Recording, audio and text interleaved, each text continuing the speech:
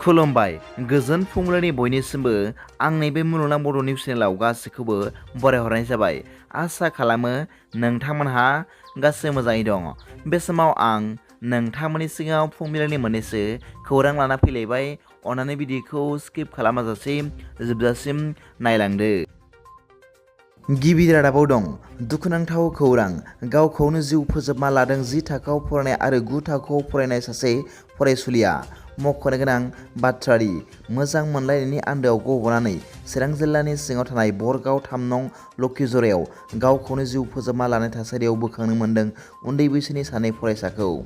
मिथिनो मोननाय बादिब्ला बरगाव बदियागुरि गामिनि 9 थाखोआव फरायनाय सासे फरायसुलिया वाइगाव 17 बोसोर बैसोनि सासे फरायसुलिजों जानबुंनि गेजेरजों मोजां मोनलायदोंमोन। मिथिनो मोनबावनाय बादिब्ला बिसोर सानैजों 5 दानसोल' मोजां मोनलायनायनि उनाव सोमोनांथाव जिउ फोजोबना लादों उन्दै बैसोनि सानै फरायसाया।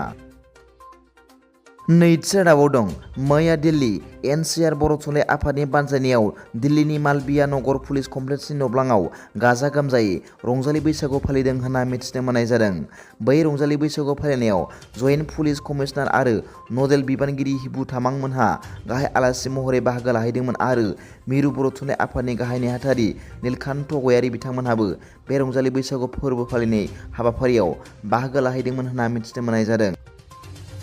थामथि रादाबाव दं आसामनि शिबसागर आरो सरदेव जिल्लानि 213 जन सावस्रि बिफाननि मावफारियाफोरा साख्रि गोमाजानो हासिगौ। खौरां मोननाय बादिब्ला बे बिफाननि साख्रि आवलाफोरा जाबाय भेक्सिनेटर, हेल्थ एडुकेटर, लेबसि, LDA, UDA, लेबरेटरि टेकनिशियान बायदि बायदि होनना मिथिनो मोननाय जादों। मिथिनो मोननाय बादिब्ला गोजौ बिफाननि नायबिजिरनायनि गेजेरजों मिथिनो मोननाय जादों दि बे 213 नि गेजेराव 100 जननि बारा मावफारियाफोरानो नंखाय ट्रेन्सफार सार्टिफिकेट लानानै साख्रि मोननायफोरसो होनना फोरमान जादों आरो माखासेफोरा इन्टारभिउ गैयाजासे साख्रियाव थिसनजानायसो होनना मिथिनो मोननाय जादों। ब्रैथि रादाबाव दं मैया क'क्राझार जिल्लानि सिङाव थानाय कुसुगाव UN एकाडेमि फरायसालिनि थाखो 9 निफ्राय गाहाय नेहाथारिनि बिजाथिफोरनि बिसायख'थि खुंनाय हाबाफारियाव मुस्रि थाइफुं नार्जारी बिथाङा देरहासार जानो हादों होनना मिथिनो मोननाय जादों आरो लेङाइ गाहाय नेहाथारि हिसाबै मुस्रि प्रान्तिक गयारीया देरहासार जानो हादों होनना मिथिनो मोननाय जादों।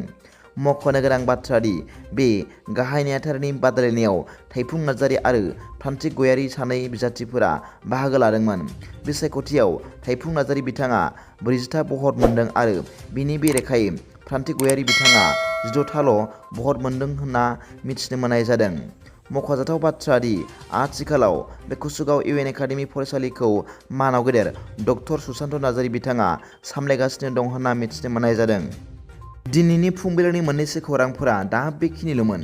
भिडिअखौ मोजां मोनदोंब्ला आंनि बे मुलुगनां बड' निउस चेनेलखौ अन्नानै साबस्क्राइब खालाम आरो बेल आइकनबो थुनानै ला जाहाथे आं गोदान निउस आपडेट लानानै फैयोब्ला नोंथांनियाव सिगांग्रो नटिफिकेसन सौहैयो।